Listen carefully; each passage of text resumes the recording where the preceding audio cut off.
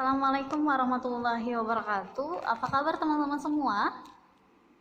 Semoga semuanya dalam keadaan sehat walafiat. Oke, tetap semangat ya puasanya. Oke, teman-teman, ini pembelajaran terakhir di materi 11 atau bab 11. Bu Lilis mau mengajarkan tentang kalimat.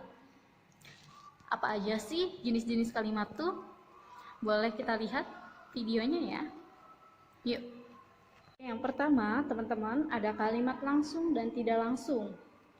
Kalimat langsung ini adalah kalimat yang disampaikan langsung kepada orang tersebut. Terus, ciri-cirinya memiliki tanda kutip, diberikan tanda kutip, dan yang terakhir, ciri-cirinya itu tanpa dikurangi atau ditambahkan kata apapun. Kita lihat contohnya ya. Cek Usman ka adina maneh geus mandi. Kata Usman ke adiknya, kamu sudah mandi. Itu katanya si Usman. Cuma ini belum kalimat langsung. Kita bikin kalimat langsungnya. Usman nyarita ka adina, atau Usman bercerita atau menyampaikan ke adiknya, maneh geus mandi. Nah, ini kalimat langsung. Jadi, Usman nyarita ke adikna, Usman menyampaikan atau memberitahukan ke adiknya, maneh sudah mandi atau kamu sudah mandi. Ada ciri-cirinya yang tadi boleh sebutkan, yaitu ada tanda kutip.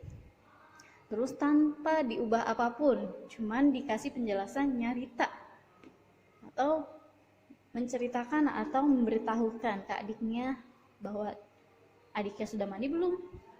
Tuh, nanya ya. Yang selanjutnya ada kalimat tidak langsung. Kalimat tidak langsung ini yaitu kalimat yang tidak disampaikan secara langsung ke orang tersebut.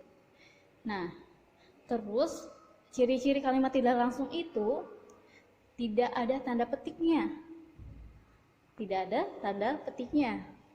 Kemudian katanya dapat ditambahkan atau dilebihkan atau juga dikurangi. Kita lihat ya.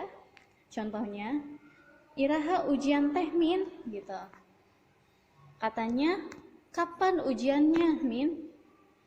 Kata Maman nanya nih ke Mimin. Terus, tapi itu belum langsung kalimatnya. Kalimatnya bukan kalimat, itu masih kalimat langsung karena masih ada tanda petiknya. Kita jadikan kalimat tidak langsungnya, yaitu seperti apa? Maman nanya Kak Mimin, iraha ujianna. Sudah jelas? Berarti sudah ada kalimat tidak langsungnya, yaitu tidak menggunakan tanda petik. Oke? Sampai sini sudah paham tentang kalimat langsung dan tidak langsung? Jika ada yang belum paham, boleh tanyakan ke Bu Lilis ya. Langsung aja japri. Selanjutnya ada kalimat sempurna dan tidak sempurna. Kalimat sempurna itu dia mengandung subjek, predikat, objek, dan juga keterangan. Subjek itu pelaku, predikat itu yang melakukan, dia lagi ngapain, terus objeknya dia melakukan apa nih? Keterangannya bisa keterangan tempat atau waktu. Contoh, di sini ada Nani nyeseh baju. Nani ini subjek, nyeseh dia tuh lagi ngapain nih predikatnya? Lagi mencuci baju, objeknya. Yang dicuci si Nani adalah baju, objeknya. Oke, jadi di sini kalimat sempurna itu bisa SPO aja, subjek, predikat, objek, atau bisa SPOK, ada keterangan lanjutan.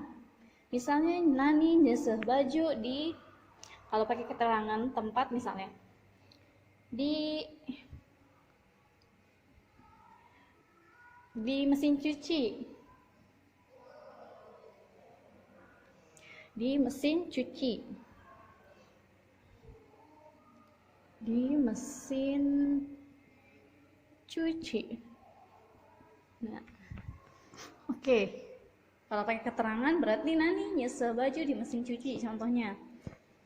Kalau kalimat tidak sempurna, yaitu tidak ada SPOK-nya, nggak ada subjek, nggak ada predikat, nggak ada objek, dan teman-temannya, nggak sempurna deh.